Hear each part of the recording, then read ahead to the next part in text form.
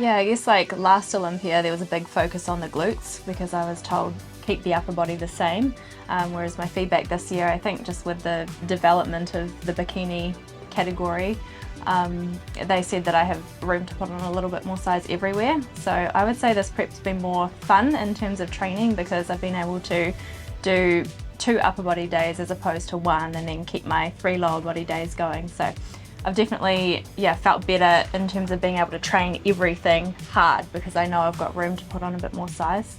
So we come over, I did 4 shows, qualified for my second Olympia, and then we went home for a few weeks, got back into the usual routine, prepped for the Olympia, and now we're here back in Dallas for a week, and then we go to Vegas on Wednesday.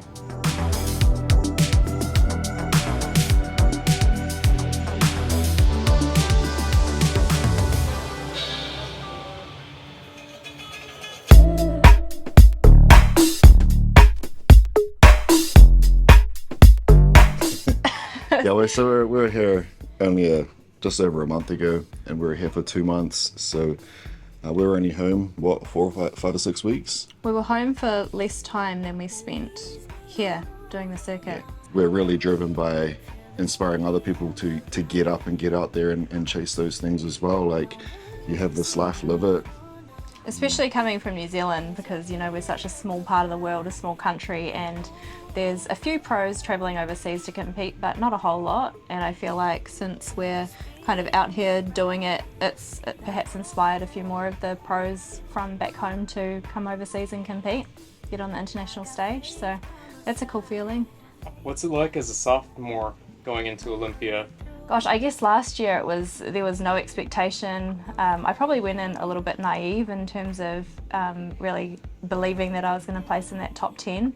But this year we're coming with an improved package and we've worked on judges' feedback. I've got a bit more size on me. So I guess I'm feeling like a little bit more relaxed going in this year and just knowing that what I'm presenting is going to be my best. Yeah, that's all I can do at this level.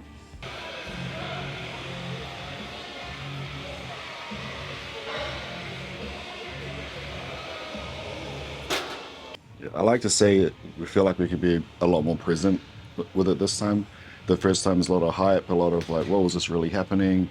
It's a lot to take in. And then following that is you do feel this pressure to kind of need to follow that up again and show that you can do it more than once, that it, it wasn't just a fluke or anything. And then so to secure that, you feel a sense of relief of that, that pressure comes off.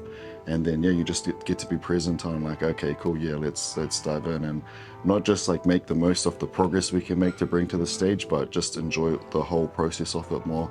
You have a better idea of how it's going to run out, and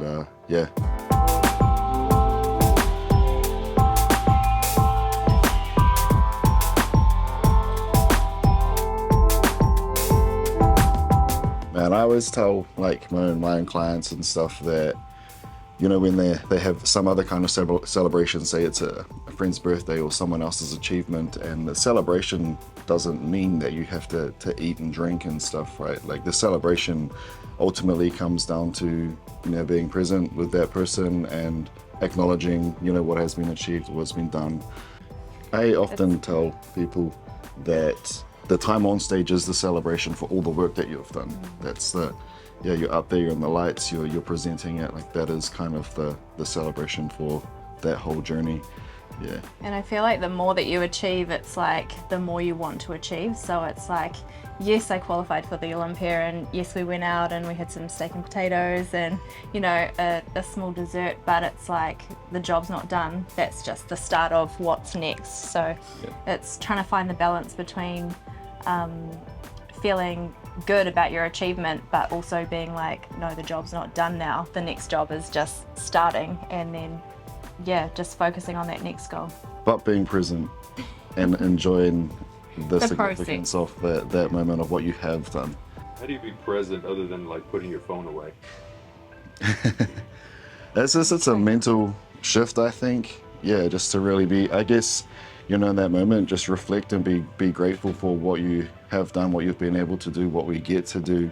There's a lot of talk on social media at the moment, right? You've probably seen memes where it's, the caption is, how lucky are we, how blessed are we that we get to choose this challenge. And so it's, I guess, just taking the moment to be like, yo, man, look at the world and look at what other people are going through, and yet here we are, we get to do this thing. And so I guess it's just a reflection, and it's a gratitude, and it's a Not taking it for granted, definitely. And I think like when you come from somewhere small like New Zealand, it's a pretty big deal to come over here to compete because of what it takes, and yeah, just not taking it for granted because it's a pretty big deal, and we're really lucky to be able to do it. What has been your favorite part of the process so far this past year? I'm gonna I say just- it's the people. Yeah. Yeah, it's been, you're not doing this just on our own. Yeah, being able to share this with more people and yeah, have more of these experiences and stuff like that. Definitely been the best part.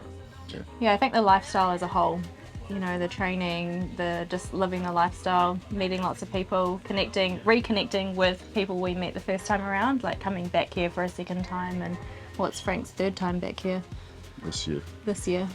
Yeah. So Yeah. y'all are intentional with meeting people and reconnecting with people, and then being present and being grateful, and then of course you're super intentional with everything you do out there. So that's a lot of intent with everything now, across the board. How you do one thing is how you do everything. Frank likes to remind me of that sometimes. Yeah. There's that, you know, it's, I guess there's that perspective of bodybuilding being so solitary and confined, and one thing you learn about being a part of, you know, Gasp and Better Bodies is that, you know, MJ likes to say, why keep a small circle when you can, you know, he's about having that bigger circle, and yeah, putting that effort into to connect with more people, because you're gonna like be not as alone as what you think. And inside of this whole thing, there are more people that are going to understand what you're doing than, you know, in your normal day-to-day. The larger population around you is not going to get it. And so it's really nice to be able to have that familiarity with people and to be able to share that. And especially with people, you know, in an environment that we see is largely here in the States, where you might even be, you know, competing against somebody, but you're also pushing each other to get better. You're supporting each other to get better. There's a lot of internal encouragement, and you know, the tough calls are left to the judges, and you get to live this thing out and enjoy it with other people that get it as well. Meeting people everywhere we go, but something that's very special to me is that my family is coming over for the Olympia again. My parents, my mum and dad, so they came to my first Olympia last year. They've been to essentially all of my shows apart from my circuits in the States, because they save it for the Olympia. So it's pretty cool because it gives them, I feel like I'm giving them an excuse to travel and come over here and support me, which is yeah, very, very special feeling to have them travel so far and be there for me. Yeah, we almost call Dallas our home now compared to New Zealand. I mean, home is home, but we definitely feel a sense of home here as well, especially with the Better Bodies and Gasp team. Yeah, it just feels super welcome every time we come here.